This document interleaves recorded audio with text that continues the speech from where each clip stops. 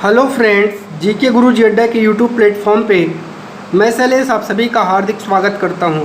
आज हम लोग सीटेट 2018 का भाषा हिंदी जो फर्स्ट पेपर है उसको सॉल्व करेंगे, फिर भाषा सेकंड जो हिंदी रहेगा उसको भी सॉल्व करवाएंगे।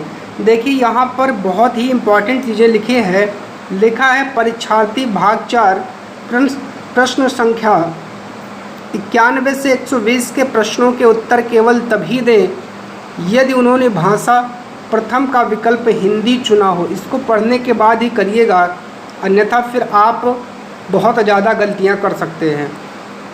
बात आती है हिंदी में सबसे पहले आपको पैसेज पढ़ना होता है। जितने सरल तरीके से, जितने ही सहज तरीके से आप पैसेज को पढ़ लेते हैं उतने ही आराम से आपके क्वेश्चन सॉल्व हो जाते हैं। ठीक है, तो आपको पैसेज को बहुत अच्छे से पढ़ना है। भारत 15 अगस्त 1947 को आज़ाद हुआ था। इस आज़ादी के लिए पूरे देश की जनता ने एक लंबा और मुश्किल संघर्ष चलाया था। तो संघर्ष किसने चलाया था? जनता ने। इस संघर्ष में समाज के बहुत सारे तबकों की हिस्सेदारी थी। तरह तरह की पृष्ठभूमि के लोगों ने इसमें भाग लिया। वे स्वतंत्रता, समानता तथा निर्णय प्रक्रिया में हिस्सेदारी के विचारों से प्रेरित थे।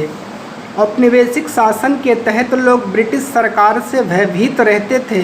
वे सरकार के बहुत सारे फैसलों से असहमत थे, लेकिन अगर वे इन फैसलों की आलोचना करते तो उन्हें भारी खतरों का सामना करना पड़ता था। स्वतंत्रता आंदोलन ने यह स्थिति बदल डाली। राष्ट्रवादी खुलेआम ब्रिटिश सरकार की आलोचना करने लगे और अपनी मांग पेश करने लगे। 1885 में ही भारतीय राष्ट्रीय कांग्रेस ने मांग की विधायिका में निर्वाचित सदस्य होने चाहिए। उन्हें बजट पर चर्चा करने एवं प्रश्न पूछने का अधिकार मिलना चाहिए। 1909 में गवर्नमेंट ऑफ इंडिया एक्ट ने कुछ हद तक निर्वाचित प्रतिनिधियों की व्यवस्था की मंजूरी दे दी। हालांकि ब्रिटिश सरकार के अंतर्गत बनाई गई ये शुरुआती विधायिकाएँ राष्ट्रवादियों के बढ़ते जा रहे दबाव के कारण ही बनी थी, लेकिन इनमें भी सभी वयस्कों को ना तो वोट डालने का अधिकार दिया गया और ना ही आम लोग निर्णय प्रक्रिया में हिस्सा ले सकते थे। अब ये था आपका पैसेज। अब चलते हैं क्वेश्चन पर। लोग किन विचारों से प्रेरित होकर आज़ादी के संघर्ष में शामिल हुए थे? तो स्वतंत्रता भी था, समानता भी था और निर्णय प्रक्रिया में हिस्सेदारी भी था। तो चौथा आपका राइट जवाब हो जाएगा। चलिए अगला क्वेश्चन है 92। करा आज़ादी के लिए संघर्ष किसने चलाया था? ये देखिए, देश की जनता ने एक लंबा और मुश्किल संघर्ष चलाया था। तो किसने चलाया था?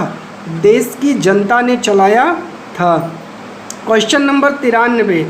निम्नलिखित में से लोकतांत्रिक व्यवस्था का मूल्य कौन सा है? बताइए। समानता, स्वतंत्रता, विचारों की अभिव्यक्ति सभी है। ठीक है। अगला क्वेश्चन, आंदोलन का क्या असर पड़ा? बताइए। 94 का राइट जवाब। ब्रिटिश शासक चले गए? नहीं, सरकार की खुलकर आलोचना होने लगी थी। चलिए अगले टॉपिक पर। कांग्रेस की क्या मांग थी?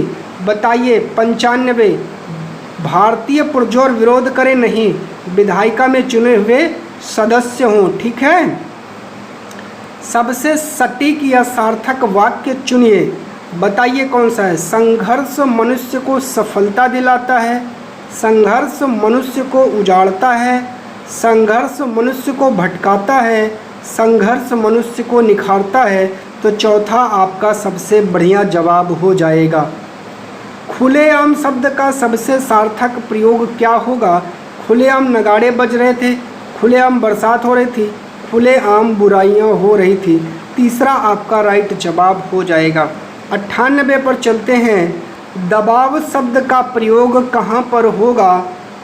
तो चढ़ता दबाव गिरता गया गलत है, हवा का दबाव कम हो गया, सबसे बढ़िया प्रयोग यहीं पर होगा। चलते हैं अगले टॉपिक पर। अब आगे फिर आपको एक कहानी दी गई है या कविता कह सकते हैं, कविता है जिसको पढ़ करके आपको उत्तर देना है। मुख्य गायक के चट्टान जैसे भारी स्वर का साथ देती वह आवाज़ सुंदर कमज़ोर कांपती हुई थी। वह मुख्य गायक का छोटा भाई है। या उसका शिष्य या पैदल, मुख्य गायक की गरज में वह अपनी गूंज मिलाता आया है। प्राचीन काल से गायक जब अंतरे की जटिल तानों के जंगल में खो चुका होता है या अपने ही सरगम को लांघकर चला जाता है भटकता हुआ एक अनहद में, तब संगतकार ही स्थायी को संभाले रहता है, जैसे समेटता हो मुख्य गायक का पीछे छूटा हुआ सामान, जैसे उसे याद दिलाता हो उसका बचपन जब वह नौसिखिया था। तार सप्तक में जब बैठने लगता है उसका गला, प्रेरणा साथ छोड़ती हुई उत्साह अस्त होता हुआ, आवाज़ से राख जैसा कुछ गिरता हुआ, तभी मुख्य गायक को ढांढस बंधाता कहीं से चला आता है संगतकार का स्वर। कभी कभी वह यूं ही दे देता है उसका साथ, यह बताने के लिए वह अकेला नहीं है और यह कि फिर से गाया जा सकता है गाया जा चुका राग, और उसकी आवाज़ में जो एक हिचक साफ सुनाई देती है या अपने स्वर को ऊंचा ना उठाने की कोशिश है, उसे विफलता नहीं, उसकी मनुष्यता समझना चाहिए।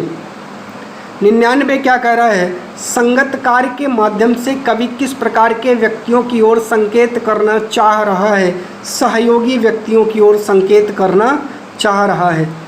अगला क्वेश्चन है, चट्टान जैसा भारी स्वर से क्या आशय है? तो मोटी आवाज़ नहीं, पुरुष की आवाज़ नहीं, गंभीर आवाज़ से है। अगला है, गायक जब अंतरे की जटिल तानों के जंगल में खो चुका होता है के मायने हैं अंतरे को गाते हुए वह क्या होगा? भटक जाता है नहीं, लीन हो जाता है। क्या हो जाता है? लीन हो जाता है। अनहद शब्द में आपको बताना है क्या है? अनहद शब्द में अन उपसर्ग है। राख जैसा कुछ गिरता का क्या अर्थ है? तो बताइए, बुझता हुआ स्वर इसका अर्थ है। 104 क्या कह रहा है? संगतकार का क्या अर्थ है? तो गायक को बिखरने से बचाने वाला। ढांढस बंधाना का क्या अर्थ है? 105 का तसल्ली देना। कहते नहीं वे ढांढस बंधा तो तसल्ली दे दो। अगला है, अब आपको पढ़ना है और इसका उत्तर देना है। पढ़ना सीखने के लिए आवश्यक है, तो जहाँ केवल लिखा है वो तो आपका पहले ही गलत हो गया। ठीक है, अब आगे उत्तर पर देखते हैं और जवाब देते हैं। घर की भाषा सुनने बोलने को मिले, गलत है। लक्ष्य भाषा की अर्थपूर्ण और रोचक सामग्री सुनने पढ़ने को मिले, बिल्कुल सही जवाब हो जाएगा। 107 पर चलते हैं। भाषा केवल अभिव्यक्ति का माध्यम ही नहीं बल्कि स्वयं से का माध्यम है। 107 का जवाब क्या होगा? स्वयं से बातचीत करने का माध्यम है। अगला क्वेश्चन है, लड़के होकर रोते हो यह कथन किसकी ओर इंडिकेट कर रहा है? भाषा को बच्चों की दृष्टि से पढ़ाने को बाध्य करता है? नहीं। भाषा को अध्यापकों की दृष्टि से पढ़ाने को बाध्य करता है? नहीं। भाषा को जेंडर के दृष्टिकोण से पढ़ाने की ओर बाध्य करता है। 109 कहानी के संदर्भ में कौन सा कथन उपयुक्त लगता है? तो बताइए, कहानी में संवाद होना आवश्यक है। 109 का राइट जवाब देना है। कहानी में शुरुआत होना आवश्यक है, तो गलत। कहानी में शुद्ध भाषा होना आवश्यक है, गलत। कहानी में कथानक का होना सबसे ज़्यादा इम्पॉर्टेंट है। अगला क्वेश्चन है, एक भाषा के अध्यापक को बच्चों में 110 का राइट जवाब देना है। भाषा सिद्धांतों की समझ विकसित करने पर बल देना चाहिए? नहीं। आलंकारिक भाषा, गलत है। विविध संदर्भों में भाषा प्रयोग करने की क्षमता को विकसित करने पर बल देना चाहिए। 111 कोई भाषा किसी भी लिपि में लिखी जा सकती है, इस कथन पर आपकी क्या राय है? 111 का राइट जवाब दीजिए। यह बिल्कुल संभव नहीं है, गलत है। बहुत हद तक संभव है, राइट जवाब हो जाएगा। 112 पर चलते हैं। सभी भाषा सभी विषयों के डैश में है। 112 का राइट जवाब क्या होगा? भाषा सभी विषयों के केंद्र में है। 113 कह रहा है, कविता का एक निश्चित अर्थ होता है जिसे सभी विद्यार्थी को पढ़ना चाहिए। इस कथन के बारे में आप मानते हैं कि 113 का राइट जवाब क्या होगा? किसी कविता को एक निश्चित अर्थ में, गलत है। सभी विद्यार्थी अपने अनुभव और प्रवेश में ही कविता समझे, ठीक है। कवि ने कविता का एक अर्थ, गलत है। अलग अलग। अगला है, अलग अलग अर्थ समझने से पढ़ने की प्रक्रिया बाधित होती, ये भी गलत है। 114 पर चलते हैं। कह रहा है आप मानते हैं कि अलग अलग तरह की सामग्री पढ़ने के अवसर मिलने से 114 का राइट जवाब क्या हो जाएगा? भाषा की विभिन्न संदर्भों में प्रयोग करने की समझ बनती है, ठीक है। व्याकरण सम्मत भाषा सीखने में मिलती है, गलत है। किताबों के बारे में जानकारी मिलती है, गलत है। लेखकों के बारे में जानकारी, गलत है। 115 पर चलते हैं। हिंदी में विज्ञान संबंधी पाठों को पढ़ाने का उद्देश्य क्या है? आपको 115 का राइट जवाब देना है, विज्ञान की भाषा को समझना। चलिए, लेखन क्षमता के आकलन के लिए 116 का आपको राइट जवाब देना है। अभिव्यक्ति विचारों को जांचना होगा, नहीं। व्याकरण सम्मत भाषा को देखना होगा, नहीं। अर्थपूर्ण वाक्यों संदर्भों को देखना होगा, बिल्कुल सही है। 117 पर चलते हैं। कह रहा है हिंदी के पाठों में अन्य भाषाओं के शब्दों के होने का क्या अर्थ है? तो पाठ का लेखक हिंदी नहीं जानता, गलत है। पाठ समाज में बहुभाषी स्वरूप की सहज प्रस्तुति है, ठीक है। पाठ कठिन और अस्पष्ट है, गलत है। विद्यार्थी को शुद्ध भाषा नहीं सिखाई जा सकती, गलत है। 118 पर चलते हैं। आपकी दृष्टि में अभ्यास क्या है? आपको 118 का राइट जवाब देना है। पाठ को समझने में मदद करते हैं, ठीक है। बच्चों को तार्किक बनाते हैं, नहीं। बच्चों को भाषा के बारे में बताते हैं, नहीं। बच्चों को उत्तर देना सिखाते हैं, नहीं। 119 पर चलते हैं। कह रहा है उच्च प्राथमिक स्तर की पाठ्य सामग्री में अनुवाद सामग्री रखने का क्या उद्देश्य है? 119 का आपको राइट जवाब देना है। बहुत सी सामग्री से परिचित कराना, ठीक है। प्रचुर हिंदी साहित्य का ना होना, गलत है। अन्य भाषाओं के साहित्य को हिंदी में पढ़ने के अवसर देना, गलत है। पूरे देश को पढ़ने के अवसर देना, गलत है। पहला राइट जवाब हो जाएगा। 120 पर चलते हैं। अगला है यदि आपकी कक्षा में दृष्टिबाधित बच्चे हैं तो आप 120 का राइट जवाब देना है। उन्हें विशेष सहानुभूति से पढ़ाएंगे, गलत है। उन्हें पढ़ाने के उपयुक्त साधन देंगे, ठीक है। उन्हें सभी बच्चों से अलग गतिविधि देंगे, गलत है। उन्हें कम गतिविधि कराएंगे, गलत है।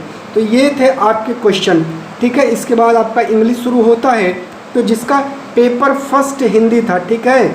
जो पेपर फर्स्ट हिंदी वाले हैं उनके ये 30 क्वेश्चन हो गए भैया। आपको कितने सही लगे कमेंट करिएगा। देखिए हिंदी है, इसको जल्दी इसलिए करवाया जा रहा है, आपको एग्ज़ाम में भी जल्दी करना होगा, क्योंकि हिंदी को आपको बहुत जल्दी से जल्दी कंप्लीट करना होगा। चैनल पर नए हैं तो सब्सक्राइब कर लीजिएगा, वीडियो को लाइक और शेयर जरूर करिएगा। बहुत बहुत धन्यवाद।